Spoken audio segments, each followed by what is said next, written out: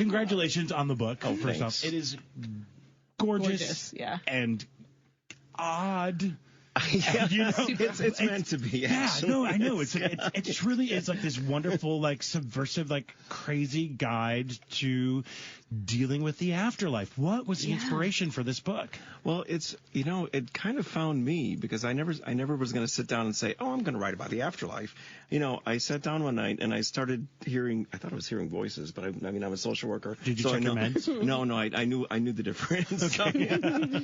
But the way I write a lot of dialogue, so I'm listening to these two people speak, and as they're talking, the one starts talking about, I wonder if I'm really dead.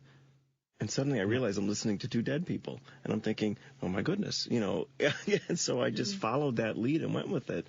So, that's where it came from. It came from this one original conversation, April 24th, 2004. I can remember the date. Okay. Wow. Why can you remember that date so specifically? Because 24 is a very specific, it's a really good number for me. Everything is a 24. Nice. I'm like really into numbers. Okay. And that's Right one of the on. reasons why I picked number 24 for his number. Uh-huh. Yeah, I have a lot of 24s in my life. They're all over the place.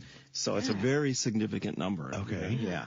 I have a whole string of them. So, wow. okay, so what do you think led to this conversation in your head? You, like, all of a sudden you're like, there are two dead people talking to you in your head, or these fictional characters. Why did you choose to listen at that point in time? Well, that's just it. I had always written. I started writing when I was 10 and sort of wrote on and off since then. But I had not written in a long time. I was 2 years into my PhD program, so that was taking up a lot of my time. But one night, one night I'm like, okay, something's going on. I sat down at the laptop. The difference was they were really pronounced. When I've written before, I'd have these lines start here, and it went nowhere.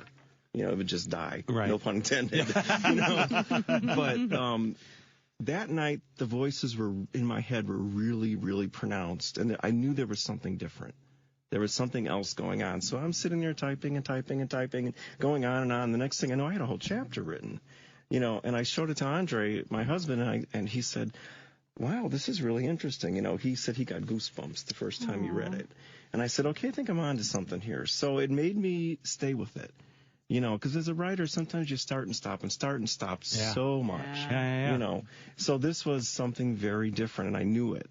And I finished the book and realized, oh my God, I think I just wrote a book. Yeah.